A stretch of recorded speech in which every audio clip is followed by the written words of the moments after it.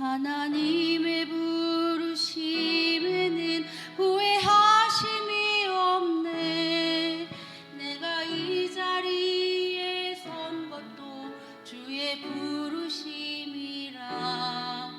하나님의 부르심에는 결코 실수가 없네.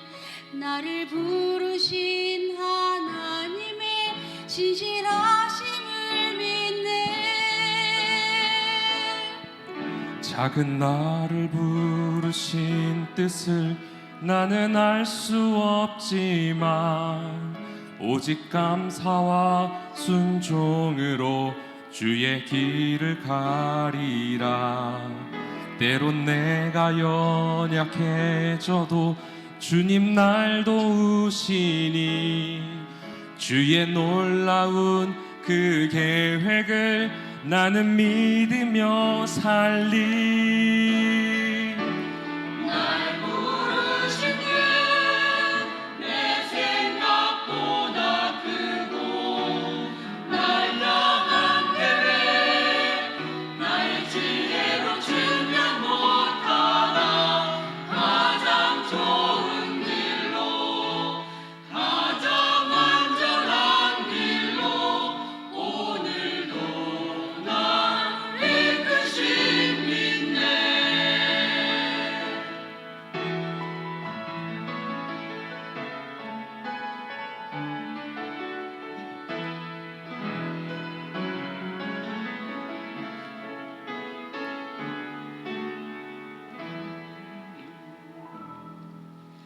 작은 나를 부르신 뜻을 나는 알 수 없지만 오직 감사와 순종으로 주의 길을 가리라. 때론 내가 연약해져도 주님 날 도우시니 주의 놀라운 그 계획을 나는 믿으며 살리. 날 부르신 뜻 내 생각보다 크고 날 향한 계획 나의 지혜로 측량 못하나. 가장 좋은 길로 가장 안전한 길로 오늘도 날 이끄신 믿네. 날 부르신 뜻 내 생각보다 크고 날 향한 계획 나의 지혜로 측량 못하나. 가장 좋은 길로 가장 안전한 길로 오늘도 날 이끄신 믿네. 가장 좋은 길로 가장 안전한 길로 오늘도 날 이끄신 믿네. 진실하신 주를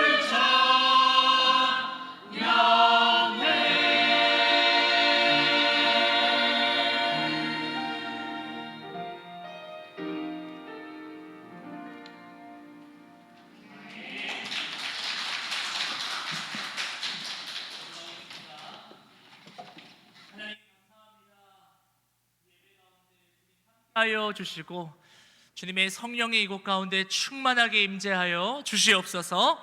감사드리며 예수님의 이름으로 기도했습니다. 아멘.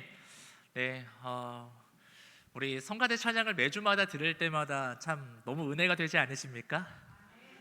또 아까 솔로 하시는 우리 김은영 집사님이랑 우리 이우진 청년은 진짜 목소리가 진짜 보석 같네요. 정말 이게 그 유전인 것 같아요.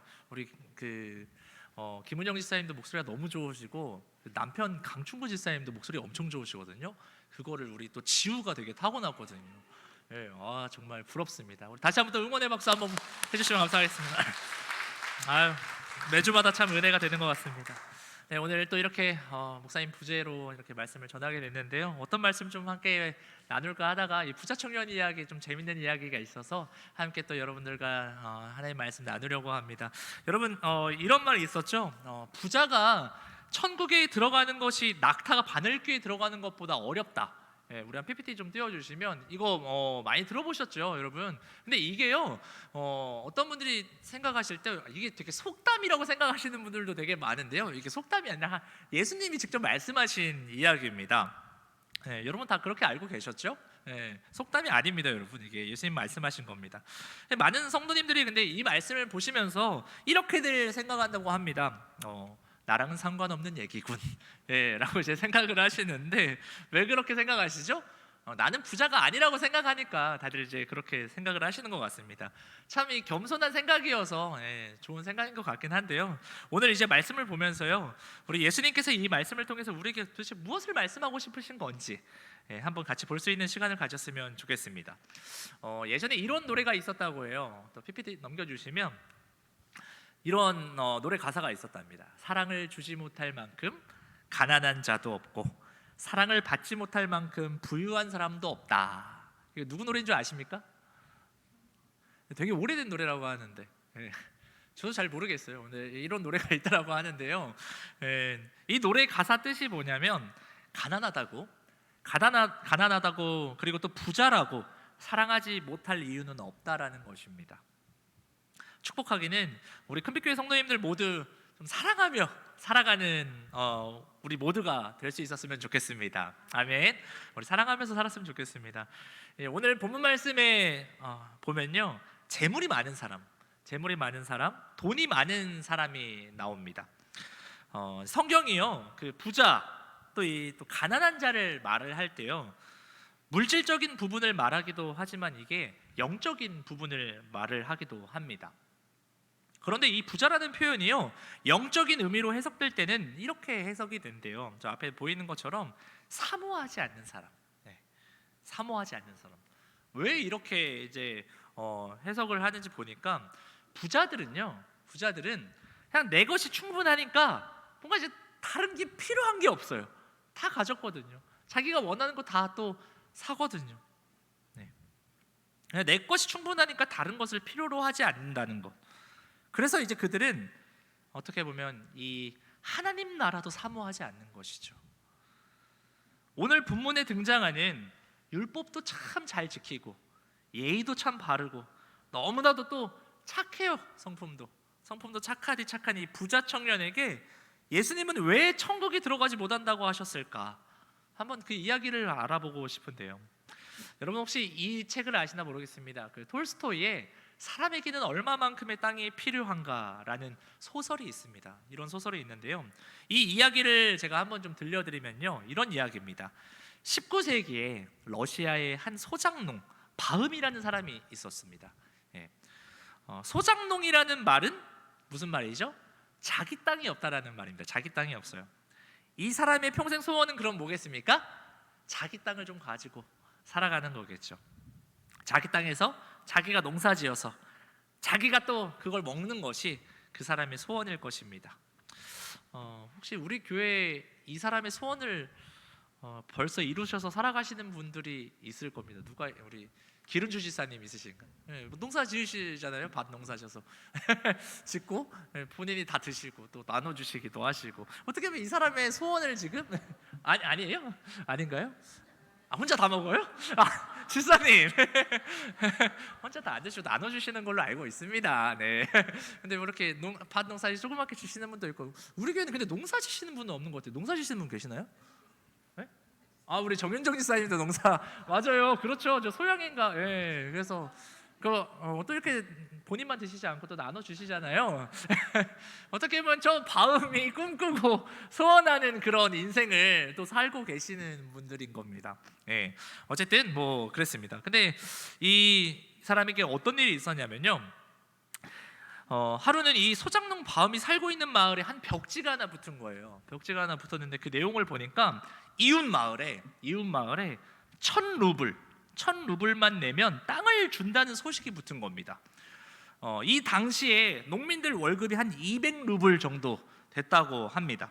그럼 1,000루블이라면 한 5배, 5개월치 급여죠. 지금 우리 시대에 한 달 월급 한 200만 원으로 생각을 하면 한 1,000만 원 정도 주고, 1,000만 원 정도 주고 땅을 가질 수 있다라는 그런 소식인 거죠.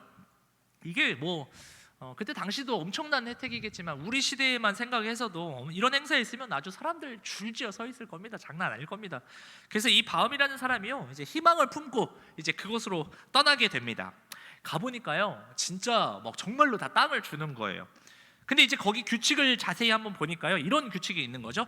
일단 1,000루블 먼저 줘야 됩니다. 1,000루블을 주고 1,000만 원 주고 시작점에서 일단 시작 땡 해가지고 아침 6시에 이제 출발을 해요. 아침 6시에 출발을 해서 오후 6시까지 다시 시작점으로 돌아온다라는 그 약속하에, 그 계약하에 6시에 출발해서 저녁 6시까지 돌아온, 자기가 밟은 그 땅만큼 포물선 그려가지고 그 땅을 다 주는 조건이었습니다. 예. 하지만 다시 시작점으로 돌아오지 않으면 아무것도 못 받게 되는 거죠. 그리고 자기가 낸 그 1,000루블도 잃게 되는 겁니다. 이제 너무 이제 기대에 찬 이 바움이요, 시작과 동시에 엄청나게 이제 뛰기 시작하죠. 얼마나 자기 소원이었어요. 얼마나 기쁘겠습니까? 지금까지 너무나도 서럽게 살아왔는데 이제 드디어 내 땅 생겨가지고 또 자기가 또 멀리 갔다 오면 갔다 올수록 더 많은 땅을 받을 수 있는 기회잖아요. 그래서 아주 열심히 이제 뛰기 시작하는 거죠. 그런데요, 이게 이제 막 가면 갈수록 처음보다 땅이 더 막 비옥한 거예요. 가면 갈수록 더 좋은 땅들이 막 펼쳐지는 거죠. 그래서 이게 막 너무 기뻐가지고 더 열심히 막 땅을 밟으면서 뛰면서 걸어가는데요. 이게 보니까 벌써 시간이죠. 막 오후 2시가 이제 돼버린 거죠. 지금 6시간 달려왔잖아요. 어떻게 보면 8시간을 달려온 거예요. 얼마나 열심히 뛰었겠어요. 체력도 처음엔 좋으니까. 그러면 오후 2시 됐으니까 어떻게 해야 되죠? 이제는 돌아가야 되는 거거든요. 예. 근데 이제 아차하고, 원래 12시에는 돌아와야 되는데 벌써 2시간이나 지났어요. 이제 아차하고 이제 생각이 들어서 다시 이제 돌아가기를 시작합니다. 제 시간에 이제 돌아오지 못하면 지금까지 달린 것도 이제 다 의미가 없는 것이기 때문에 지금까지 온 힘을 다해서 뛰어서 이제 체력이 파닥 난데에도 불구하고 다시 이제 정신력으로 오로지 땅을 갖기 위해 최선을 다해서 다시 뛰어가지고 이제 출발점에 다시 아까 시작했던 그 출발점에 가까스로 이제 도착하게 됩니다. 네. 그런 다음 이제 어떻게 됐죠? 네. 너무나도 이제 안타깝게 바움은 심장마비로 그 자리에서 이제 죽어버립니다. 너무도 이제 안타깝게 이 죽음을 맞이한 이 바움을요, 그 주변에 있는 사람들이, 함께했던 그 친척들이 바움보다 조금 큰 한 2m 되는 그 땅에 이 바움을 묻어준 이야기입니다. 그러면서 이제 이야기가 끝나는데요. 우리 바움 무덤 한번 보여주시죠. 톨스토이는 이 이야기를 통해서 우리에게 교훈을 전달하는 거예요. 아까 우리 제목이 뭐였죠? 사람에겐 얼마만큼의 땅이 필요한가. 결국 우리 바움에게 필요했던 땅은 그가 묻힐 반평 크기의 그냥 땅이었던 것입니다. 우리는요, 지금보다 어쩌면 좀 더 풍족하고 좀 더 편안하고 좀 더 여유로워지는 그런 삶을 바라고 원합니다. 하지만요, 여러분, 우리 한번 생각을 해보면 사실 지금 내가 가진 것만으로도 참 충분할지 몰라요. 욕심이란 것은요, 적당하면 원하는 것을 이루는 원동력이 되지만 지나치면 오히려 이를 그르치는 양날의 칼과 같습니다. 지나친 욕심은요, 더 갖지 못함에 대해서 괴로움과 피폐함을 만들고 결국 자기 자신을 망가뜨리게 되는 것이죠. 축복하기는 우리 저와 여기 계신 우리 모든 분들, 좀 우리가 욕심내지 말고 그 욕심내다가 망하지 않는 우리가 되기를 소망합니다. 아멘. 너무 욕심내지 마세요, 여러분. 지금 좀 찔리시는 분들 계실 수 있는데 그거 더 벌어서 뭐 하시게요? 그거 더 투자해가지고 벌어서. 우리의 옛 신화나 이야기 속에 욕심을 내다가 망하는 일들이 참 많이 나옵니다. 이런 이야기들이 많다는 것은 무엇을 말해주는 거냐면요, 우리 인간이요 매우 탐욕스러운 존재라는 것입니다. 그리고 이 탐욕에는요 끝이 없다라는 것을 말해주고 있는 것이죠. 그러니까 인간에게 필요한 것은 무엇이겠습니까? 바로 만족할 줄 아는 능력을 키워야 한다라는 것입니다.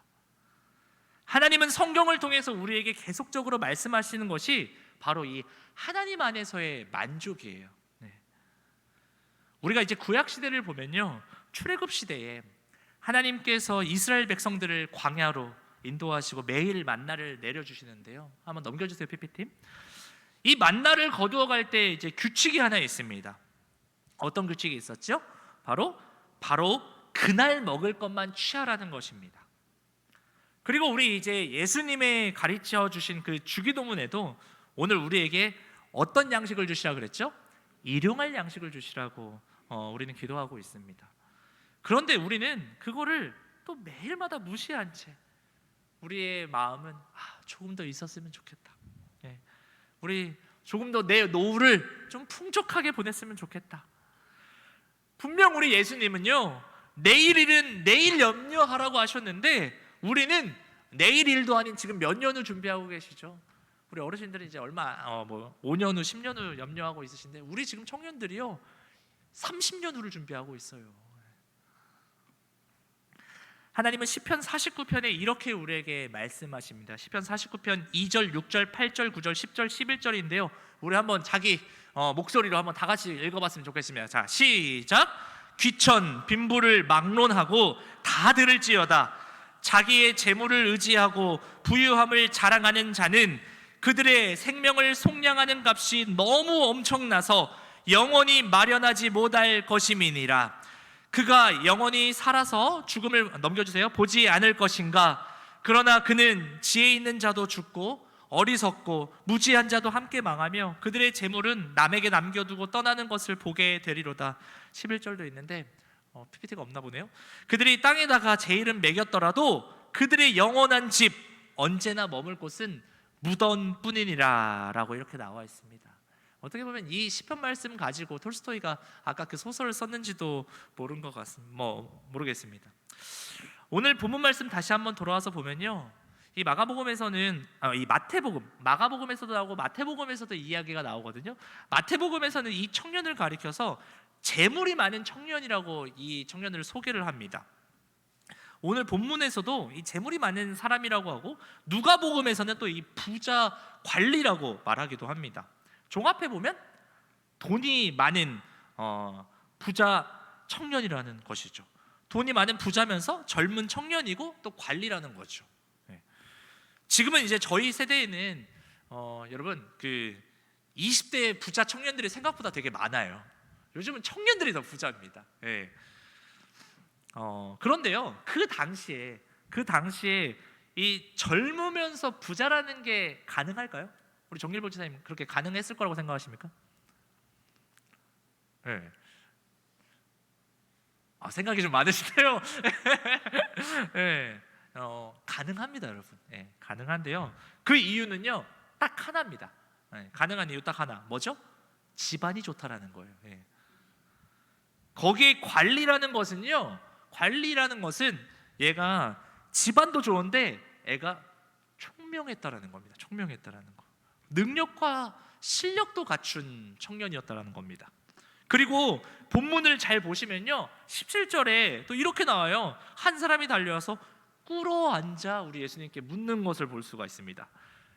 이 청년의 태도가 나오는 거죠. 이 청년은요, 예의도 있어요. 예의를 갖출 줄 아는 교양도 있고 품위도 있고 아주 바른 청년이다라는 것입니다. 뭐 이제 지금으로 하면은 양쪽 부모님 다 서울대학병원 교수에, 이 친구도 서울대 의대, 잘생기기도 하고 막 키도 큰 데다가 예의까지 바르고 잘생기기까지 하면은 이거 너무 그냥 엄청나죠. 그런데 하나의 단점이라도 있어야 되는데 이 친구가 교회라도 좀 안 다녀야죠. 우리 신앙인들한테 교회라도 안 다니면 교회 안 다니잖아 이렇게라도 할 수 있는데 얘가 교회도 잘 다녀요. 그리고 교회 안에서 임원이라면 임원들 다 맡고 각종 행사에 다 참여하고 섬기고 봉사하고 헌신하고 앞에서 막 찬양인도 하고 기타 들고 막 멋있어요. 열심히 하는 성실한 청년인 거죠. 다른 사람이 볼 때 어느 것 하나 부족한 없는 그 부자 청년에게 사람들이 알지 못하는 고민이 그 청년에게 있는 거죠. 어떤 고민이 있었습니까? 세상에서는 자기가 누리는 거 다 누리고 가지고 싶은 것들 다 누리고 있는데 그에게 하나가 해결이 안 되는 거죠. 바로 죽음 이후의 삶인 거예요. 죽음 이후의 삶. 이 친구는 참 욕심이 많은 친구였던 것 같아요. 이제 세상에서 누릴 만한 거 다 내가 이제 할 수 있는 거 다 했으니까요. 이제 뭐 하나 남았죠? 영생하고 싶은 겁니다. 영생하고 싶은 거예요. 네. 그래서 그 영생조차 소유하기 위해서 예수님께 이제 물어보는 것입니다. 뭐라고 물어보는지 우리 한번 볼까요? 다음 한번 넘겨주시면. 네, 뭐라고 물어보는지 한번 물어볼까요? 우리 다 같이 읽어볼까요? 시작! 예수님, 내가 어떤 선한 일을 해야 영생을 얻을 수 있을까요? 네. 이렇게도 물어보고 있는 거예요. 그러자 예수님이 이렇게 말씀하시는 거죠. 우리 마태복음 19장 21절 또 한번 보도록 하겠습니다. 한번 넘겨주시고 한번 읽어볼까요? 예수님 말씀하십니다. 시작! 예수께서 이르시되 내가 온전하고자 할진대 가서 내 소유를 팔아 가난한 자들에게 주라. 그리하면 하늘에서 보화가 내게 있으리라. 그리고 와서 나를 따르라 하시니. 아멘. 다시 말해보면요, 네가 지금 온전해지고 싶은가 본데, 그러니까 이게 뭔 말이냐면 네가 지금 완벽해지고 싶은가 본데, 그러려면 너의 이 세속적인 세상 것들인 너의 재산 다 팔아서 가난한 자들에게 주고 나 따라와. 이렇게 말씀하시는 겁니다. 만약 이 청년이요 진짜 진정으로 하늘에 소망을 두고 진정으로 영생을 원하는 자라면 삭개오처럼, 그 바로 뒤에 삭개오 이야기가 나와요. 삭개오처럼 자기 재산 다 팔아가지고 가난한 자들에게 나눠주고 제자들과 같이 자신의 모든 재산 버리고 예수님 따라갔을 겁니다. 하지만 이 청년 어떻게 하는지 한번 볼까요? 19장 22절입니다. 한번 보여주시고요. 우리 한번 읽어볼까요? 시작! 그 청년이 재물이 많음으로 이 말씀을 듣고 근심하며 가니라. 네. 이 청년 어떻게 됩니까? 근심하며 돌아가는 것을 볼 수가 있습니다. 좀 어떤 생각이 드십니까, 여러분? 저는 이 부자 청년의 모습이요 다 어떻게 보였냐면 제 모습 같았어요. 네. 그리고 지금 이 시대를 살아가고 있는 우리 크리스천들, 우리 어른들이라고 표현하기는 좀 모르겠습니다. 근데 저희 지금 동년배 저희 세대들은요 딱 이 모습이에요. 네. 살짝 상황만 바뀐 것 같습니다. 우리 마음엔요 예수를 믿었으니까 하나님의 나라, 천국이 이제는 보장되었으니까요 이제는 세상에서 아주 성공한 사람도 되어서 세상에서도 부자, 하늘나라에서도 부자이고 싶은 그 욕심이 우리에게 생긴 것이죠. 네. 맞아요. 우리는 예수 믿기 때문에 하나님의 나라인 천국에 들어갈 수 있습니다. 그리고 이 땅에서도요 사람들이 보기에 참 잘 되면 너무나도 좋죠. 네. 하지만 이게 정말 우리 예수님이 기뻐하시는 삶일까요? 우리가 만약 하나님의 나라를 소유하고 이 땅에서도 잘 되는 것을 우리 예수님이 바라셨다면요 우리 예수님도 이 땅에서 안정적인 직장, 안정적인 그런 집, 안정적인 그런 직위를 가지셔서 우리에게 본이 되셨을 겁니다.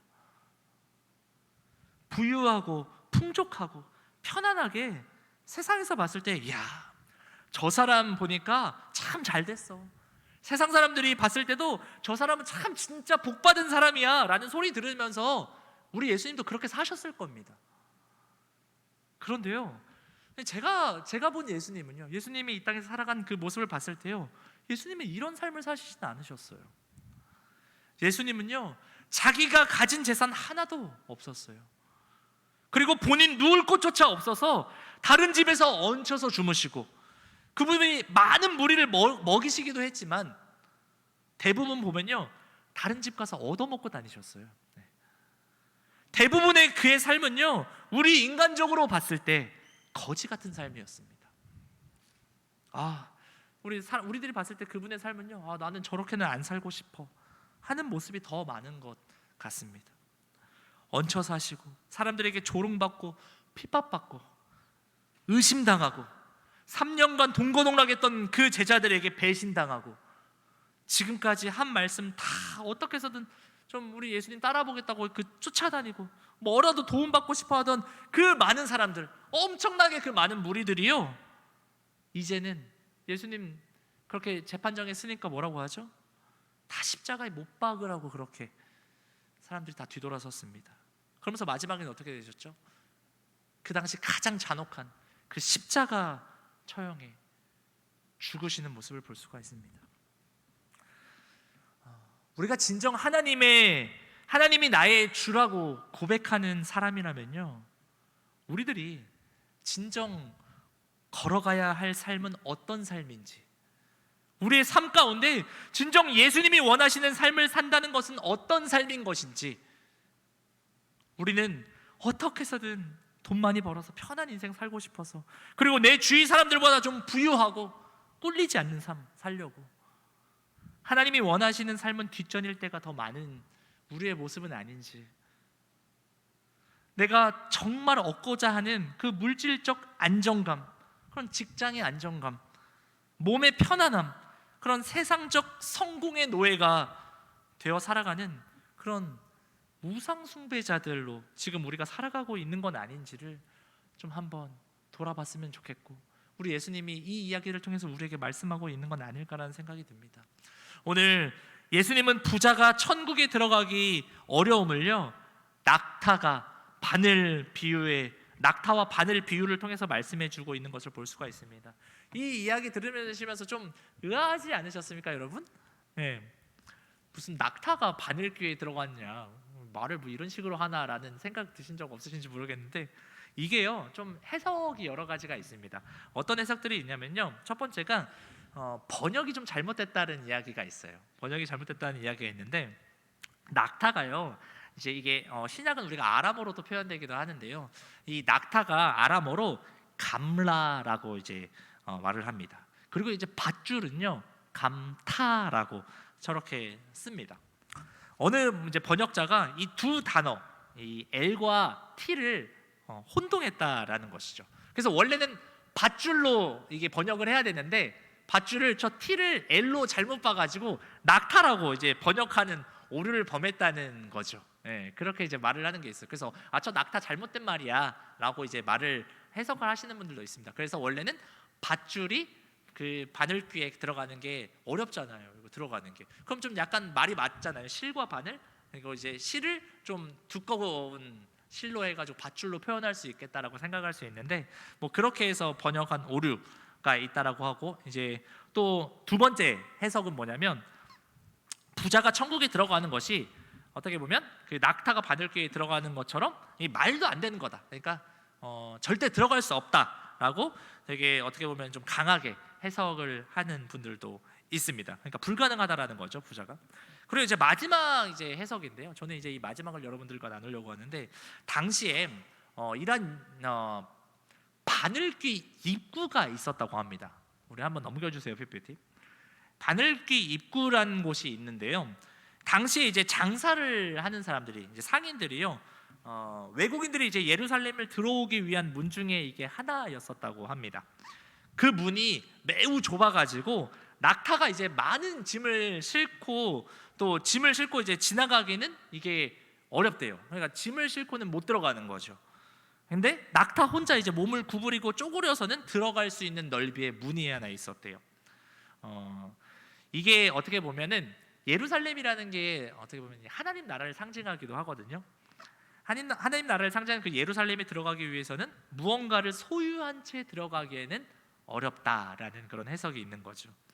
하지만 모든 걸 다 내려놓고 소유하지 않는다면 지나갈 수 있는 곳이 바로 이 바늘귀였다고 합니다. 그래서 어떻게 보면 예수님이 이제 그때 당시에 있는 유대인들에게 이 바늘귀 얘기를 하면 그 사람은 딱 이해가 되는 거죠. 아, 이게 무슨 말인지. 근데 우리는 약간 그 시대를 이해를 어려우니까 그런 건데, 이런 해석이 있는데 저는 이 해석을 좀 동의를 하는데요. 여기서 근데 또 우리가 오해하시면 안 되는 게 뭐냐면, 물질적으로 우리가 물질적으로 부유한다고 해서 절대 영생을 얻을 수 없다라는 말이 아니에요. 이걸 오해하시면 안 됩니다. 물질적인 자체가 결코 악한 게 아닙니다, 여러분. 내가 좀 부유하다고 이게 악한 게 아니에요. 예수님은 우리에게 이 말씀을 통해서 이런 물질에 욕심을 내며 부자 되는 것을 우상처럼 숭배하는 것을 경고하시는 것입니다. 돈을 많이 벌고 세상적으로 성공하되 이것이 하나님의 뜻대로 소유하지 못하면 그 삶은 공허하고 외롭고 허망하기만 한 그런 세상 천국의 보물을 쌓은 헛된 일이라는 것을 그 말을 하는 것이거든요. 어쨌든 우리 소망하기는 우리 큰빛교회 성도님들은 세상적으로도 성공하고 물질적으로도 풍성했으면 좋겠습니다. 그런데 이 모든 것보다 먼저 하나님이 우선이 되고 하나님 앞에 살아가는 우리 모두가 되기를 소망합니다. 아멘. 마지막 우리 사진 하나 보겠습니다. 네, 사진 하나 보면요, 제가 주보에도 실어놨는데요. 이 그림은 너무나도 유명한 우리 빈센트 반 고흐의 그림입니다. 반 고흐가 세상 생전에 자기의 모든 작품 가운데 이 작품을 가장 좋아했다고 해요. 네. 이 작품 이름이 감자 먹는 사람들이라는 작품입니다. 감자 먹는 사람들. 네. 고흐는 여러분 아시나 모르겠는데 이 벨기에 네덜란드 국경지대에 있는 그 탄광촌에서 목회를 하는 목회자였다고 합니다. 그 고흐에게는 그 동생 테오라는 사람이 있었는데 그 테오라는 사람에게 편지를 하나 썼었대요. 근데 편지를 이렇게 썼다는 거죠. 내가 이 그림을 그리면서 가장 공들여 그린 것이 이들의 손이다. 네. 이 손이야말로 참 정직해. 이들의 노동의 정직함을 말해주고 있는 것이 이 손이라고 그렇게 말을 하면서 이들은 내가 정직하게 노동해서 더 욕심 부리지 않고 살아간다고 합니다. 저들의 상을 보면 아주 소박하죠. 네. 불도 하나 켜져 있고 이 사람들의 하루 종일 그 노동하고 와서 그들에게 주어지는 그 일용할 양식은 저 감자 하나였다라고 합니다. 근데요, 그 감자 하나로 만족하고 있다라는 거죠. 표정은 행복해 보이지 않고 노동에 찌들어져 있고 그들의 손을 좀 자세히 보면요, 관절들이 나무 둥지처럼 그냥 막 울퉁불퉁해요. 네. 그런데 이제 이 고흐가 본 것은 뭐냐면 대화도 없어 보이고 너무 피곤해서 말할 힘도 없는 이 소박한 밥상에서 한 남성의 손을 주목하게 한답니다. 어떤 손인지 좀 보이시나요? 한 남성의 손.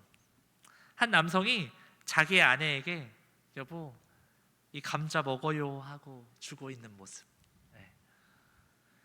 이 가난한 사람들이 어떻게 보면 이 감자 하나도 나누어 먹는 이 모습, 이 모습에서 고흐가 이렇게 말을 했다고 합니다.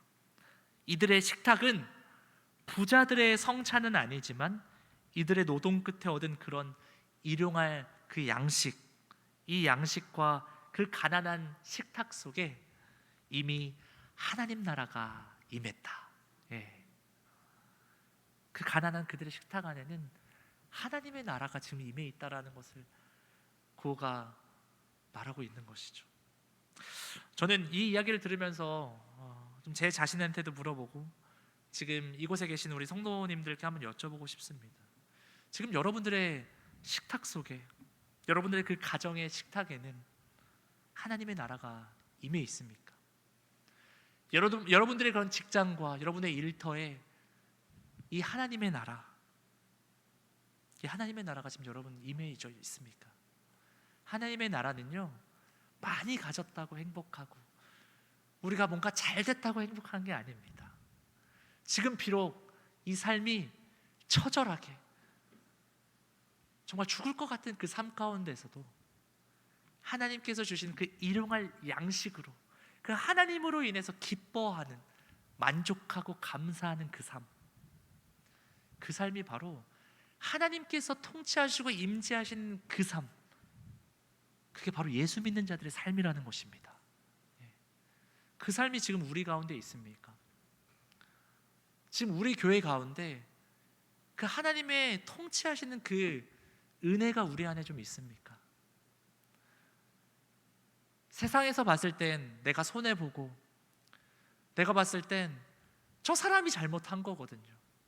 근데 저 사람의 잘못으로 바라보는 것이 아닌 그 하나님의 놀라운 은혜의 빚진 자로서 용서하고 더 사랑하고 내 것을 더 나누며 살아가는 그 삶, 그 삶이 지금 우리 가운데 있는지를 한번 돌아봤으면 좋겠습니다.